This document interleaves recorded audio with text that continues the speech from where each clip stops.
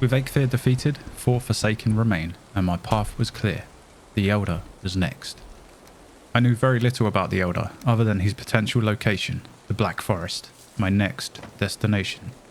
I already had intentions of venturing into the Black Forest, to find rich treasures located in hidden dungeons and guarded by deadly monsters. I did not know the whereabouts of these dungeons, their locations were unknown, but with the help of bones, I knew we could find them. After the encounter with Eikthyr, I went home to Catadil to rest. I repaired my armour and weapons, gathered some food, and began making my way once again to the Black Forest.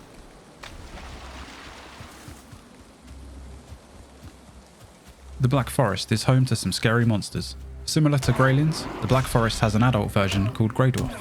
Greydwarf are usually found in groups and come in 3 different variants. The Greydwarf itself continues to throw stones and slash their enemies. Next we have Brutes, the tallest of the group, also stronger and tougher. Brutes have fierce red eyes and a dandelion grown atop its head.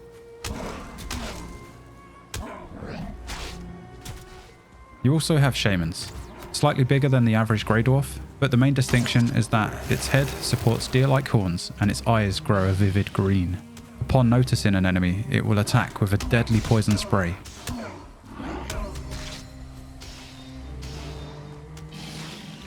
Aside from the Grey Dwarfs, there are 2 more monsters within the Black Forest, skeletons and trolls. Skeletons come equipped with either a sword and shield or a bow. Not hard to deal with, but in big groups can be very problematic.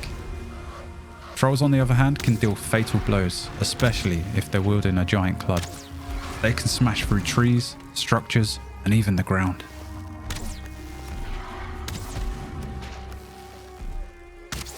After battling a number of monsters and climbing the hilly terrain of the Black Forest, we came across what looked like a burial chamber. We drew our weapons and entered.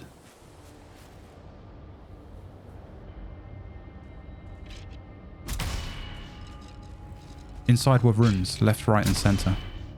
Each room filled with skeletons guarding tombs that held treasures I simply had to loot.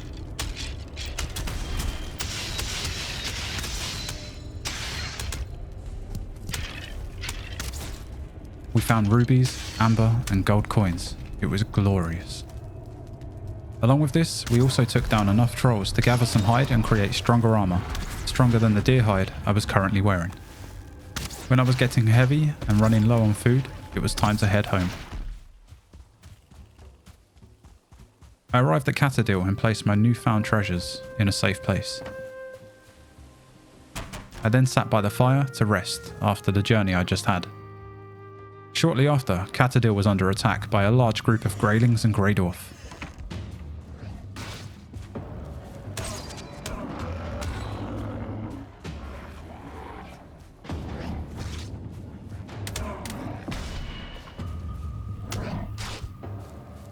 I became overwhelmed and frightened for my life, fighting them round in circles, trying to get a hit on them where I could.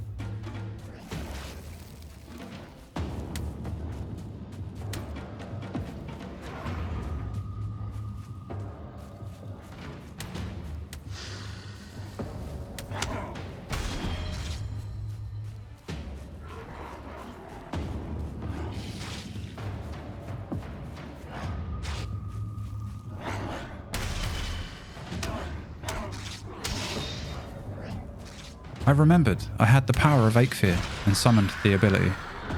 This allowed me to run for longer periods. Continuing to run, I decided to get some high ground and fire some arrows in their direction. But by doing so, seemed to have scared them off, and they started running for the trees. So I chased them away and continued to fire arrows. I successfully defended Catadil this time, but I was lucky. With the attack on Catadil, I decided I needed to fortify my home and build some walls. It took a while, perhaps a day or two, but eventually I felt safe. For now. Within the Black Forest, we came across a trader who went by the name Haldor. I traded most of the treasure I found within the burial chambers with Haldor for gold coins. I could then trade those gold coins for other items that would aid me on my adventures. Whilst in the Black Forest, I also noticed something else. A shiny rock that could possibly be used to create new tools. Something more powerful than my current possessions. Copper. So I made this my next task. I mined a little copper and made some nails. I then used these nails along with some wood I gathered earlier to create a cart.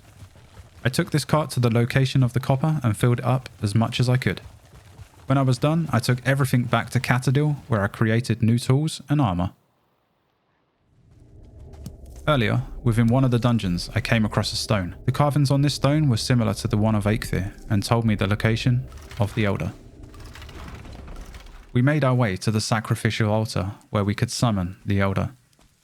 The altar had 4 stone monuments and a fire bowl in the middle. Without hesitation, I threw 3 ancient seeds into the fire bowl, and I could feel what was coming next. The Elder.